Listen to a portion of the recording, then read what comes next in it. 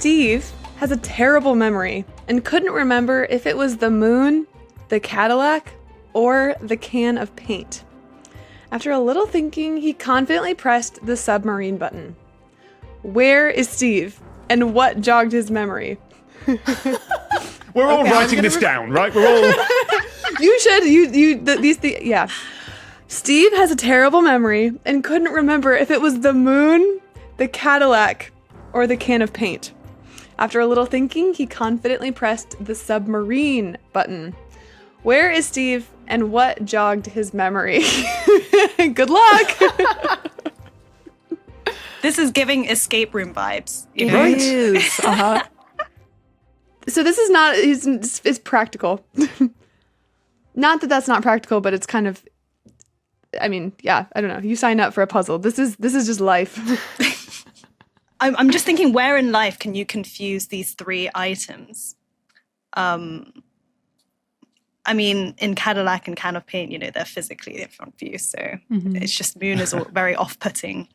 Cadillac is such a specific word as well. Yeah. It's not moon and car and can of paint. It's moon and... It's specifically a Cadillac. Is this like in a song, like in a romance song? These are like lyrics. I'm just, Can you sing the entire song of what you're imagining just for us? So I like what you're thinking. It's not like, I don't know of a single song that contains these elements, but Moonlight on the Cadillac, paint on the submarine. It doesn't really work as anything but a really obscure country song. but keep thinking. I loved what you were doing. Okay, so maybe this is some other language. Like this is an East Asian language that uses glyphs rather than letters. And he doesn't speak the language, but he knows that this one looks vaguely like the moon. This one looks vaguely like the can of paint. Oh, interesting. But I don't know a language that looks vaguely like a can of paint. And Cadillac. Yeah, like it's not right. even Cadillac. Think about Charlotte's idea of a love song that is like, incorporating all these elements. That was really not so far off. This is why you say the silly thing, always. But it wasn't correct, but it wasn't crazy. Okay. The only thing I know about submarines in music is Yellow Submarine by the Beatles. And I've told you... Okay, boom. You got us a step closer. I told you everything I know. We all live in one. Oh, thank you. No, hold on. There's a song called Blue Moon. Mm-hmm. There's a song... I don't know what color it is. I think there's a... Is it red Cadillac, pink Cadillac, something like that? Yes, ding, ding, ding. Oh. okay. I don't know what color the can of paint would be.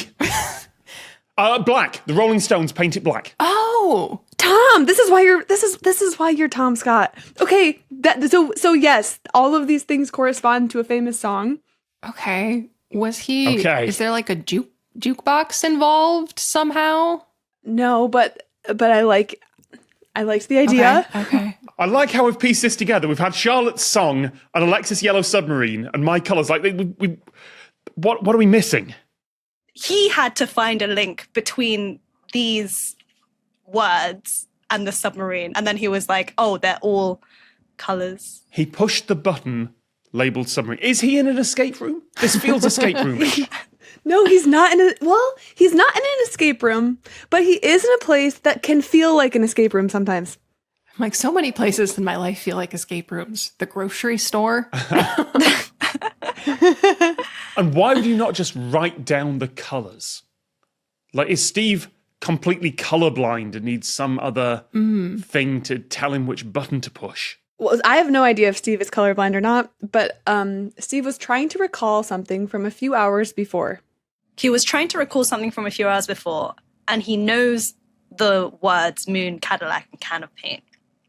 And then he ends up pushing the submarine button. For yellow. Meaning yellow. For yellow. Is it one of those mnemonic devices where, like, you try and remember stuff by thinking of something else? Yes. But then why would you not just remember the colours?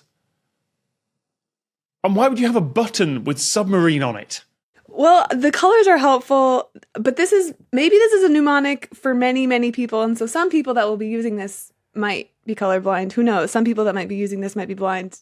You want as many ways to remember as possible. Parking. Say more. Okay. The parking garages at Universal Studios are named after movies. Oh. The ones in Disney are named after like characters, but they also all have numbers next to them, and they also all have colors, because some people remember numbers and some people remember colors and some people remember characters.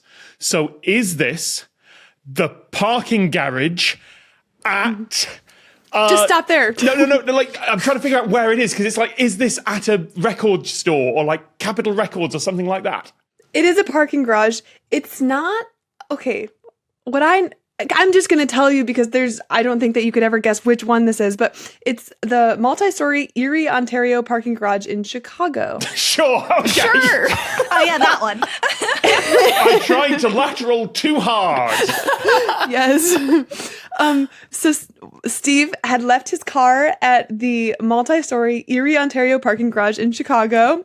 Maybe you've been there, maybe not. In the elevator lobby on each floor. While you're waiting for the elevator, a short burst of a famous song plays on loop, which my thought is I would hate to work there and just have to hear Yellow Submarine a million times.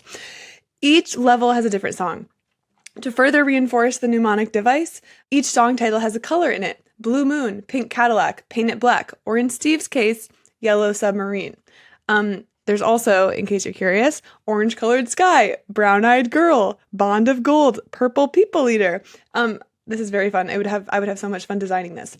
When you return to the garage, the elevator has the song titles and their colored symbols next to each button. The Lateral book is out now. Just click on the link to get your copy.